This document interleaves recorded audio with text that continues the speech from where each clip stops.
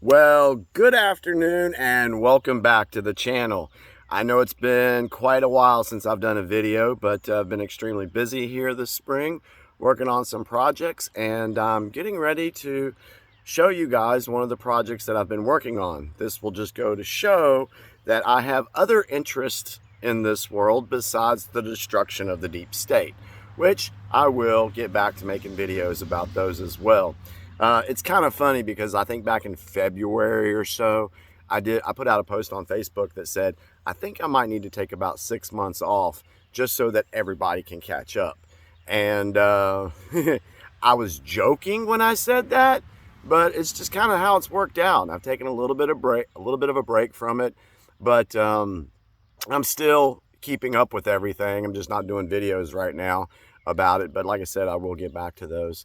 So anyway, I don't want to make this video about that because this video is something that I'm really proud of. You know, in life, we have to continue to grow. We have to continue to learn different things. And this is one thing that I've never done before. And I'm kind of proud of it. I say I, but I do mean me and Carissa together. This was her idea like 4 years ago. And I was just like, I didn't really want to do it. But, you know, I said, you know what? Let's go ahead and do it. And so, anyway, so yeah, we continue to learn. We continue to grow. And so I just want to share some information with you guys today and show you what we've been working on and show you how we did it. So let me flip the camera around and show you guys and explain to you how we did our raised garden beds. So let me flip this around. You see it's a little flag I have in here. It's called Be a Light to the World, or that's what it says. So that's kind of cool. So anyway, let me stand up, start walking. All right, the cool thing is I got this fence. It's 10 panels, 10 by, what is it, 6 by 10 by 10 feet, yeah. So I found those on Marketplace. My sister-in-law sent me a ad that had, a lady had 8 of them for $150. So I bought those, and I had 2 more given to me, so that was cool. So anyway, let's start with the beds themselves. What we did first with these beds is we got these cool little pavers right here. You drop your 2x6 or 2x4, whatever you're working with. You can get those at Lowe's. So we got 3 of them stacked high. Then of course you can see that we slipped the wood inside it, and there's no nails necessary to do this, so that's kind of cool. And then after we were done with setting them, we took that rebar right there and dropped it in on all of them. So that's how we made the beds. They're 10 by 4, and like I said, there was no nails necessary to put them together. And as you can see, I linked them together down here, so I didn't have to cut extra pieces for that header, so to speak.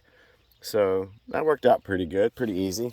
Now inside the beds, we first thing we did is we put cardboard down to fight the weeds, and then we took some straw, put the straw down, and then we got some dead wood, some sticks, stuff that was already decaying, and put those in there.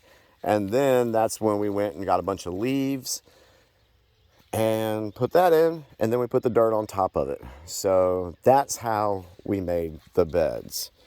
So, and we got 5 of them. And of course, I'm sure we're going to expand. So now, watering. I was really proud of myself because this was the first plumbing job I ever did. And so I put, you can see the white PVC, it goes into each bed, and here's where you hook it up at, right there. And I put stop valves on each bed so I can actually control the flow of water. And I put holes, 1/8-inch hole, was it 8th or 16th? 16th inch holes in all these pipe all the way down. And I did them about 6 inches apart. So that was how we did the plumbing for this. So that worked out pretty good.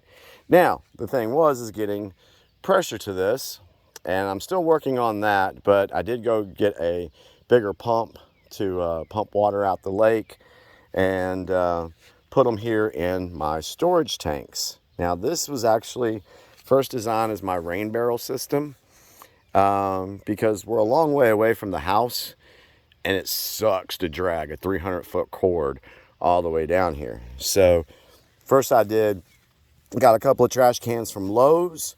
They're about $18 a piece, and I took the lids, flipped them over, and I cut me a hole right in here, put a little piece of screen on there, and I duct taped, I don't know if you can see it or not, nope. I duct taped the screen here so that when it does rain, it can flow out pretty good. There was some other trash cans I looked at, but the lids all had ridges and everything in it, so it was very difficult to, it looked like it'd be difficult to collect rainwater. So I did the lids, and then of course I just flipped them upside down, tied them off so the wind can't blow them away. And then down here, I cut 3/4 inch holes into the trash can, about 2 inches up. And I didn't use the bulkheads or anything like that because the bulkheads were like $18 a piece, and I didn't want to spend that type of money. So I just got me a male adapter, put it in there, O-ring on the O-ring on this side, O-ring on the other side, a nut on the inside, and then I caulked it all up. Now, if you decide to do this, I highly, highly, highly recommend that you give it about 72 hours for the caulk to dry. The reason why is because the first time I did it one evening, and like the very next day it rained. So I had leaks coming out the first time, and on the inside, I mean, the water was it just pulled all the caulk away. It was like I never put anything on there.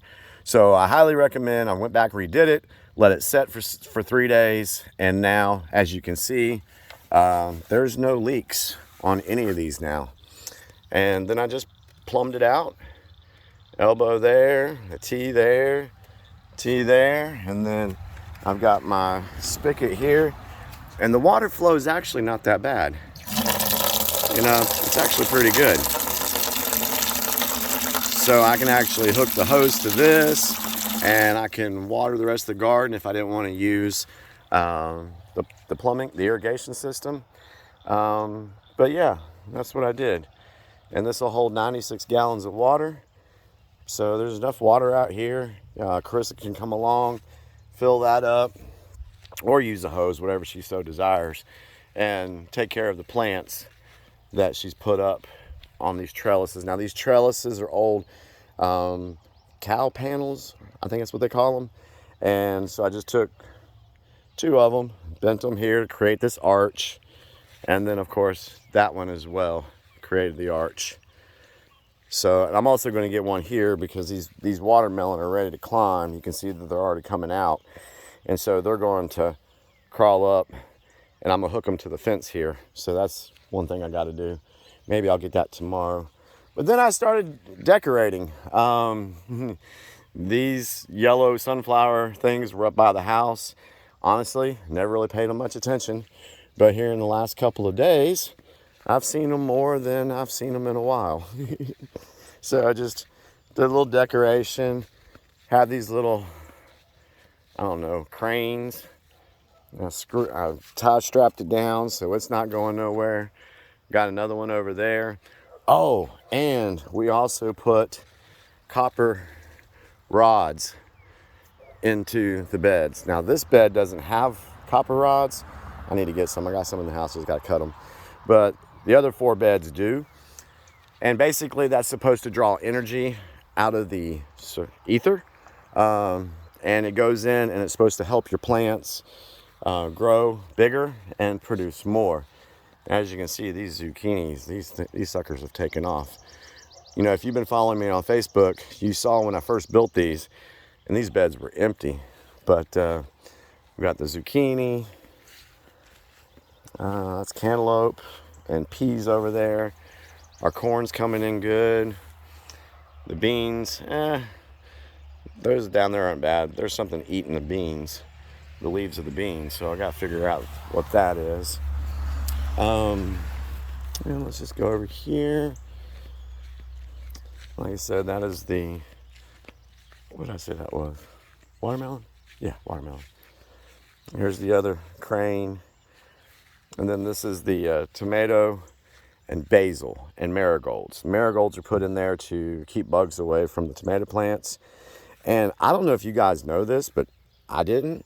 But if you take basil and you rub the leaf and you sniff on it, it smells like licorice. I had no clue, and I love licorice. But anyway, then we got this stand that was on our porch, wasn't even being used. So we brought it down here, and I hooked it to the fence so it ain't going nowhere. So Carissa can put other plants out here that will draw in good bugs and bees. Oh, and then she got some grow bags, and these are our potatoes and onions over there. I think she's got something else. I don't know if they're all potatoes. I know those three are. Radishes. I think there's radishes in there. But apparently you just put dirt in these things, you seed it up, and they'll eventually roll up. So they'll get to be about, the bags will get to be about that high. And then she needs to come out here and put some dirt on these, because you're supposed to, once the leaves start popping up, you got to put dirt in them. So, you know what? Like I said, folks, I'm pretty proud of this. First time doing it, and I watched several YouTube videos, did some research on some things, Carissa learned what plants to plant with each other, and yeah, we're pretty proud of it. So anyway, that's what I wanted to talk about and share with you guys, something different, but I hope you're all well, and I'll give you a follow-up later on what it produces and any other cool hacks we come up with to add to our raised flower bed or raised garden beds. So, all right, well, y'all take care. I'm sending you guys much love. Remember, there's a lot of crap going on in the world. Promise you there's going to be a lot more coming up. But like I said, we'll talk about that in another video. So anyway, hope you're all well. Take care and enjoy your summer. Much love, everyone.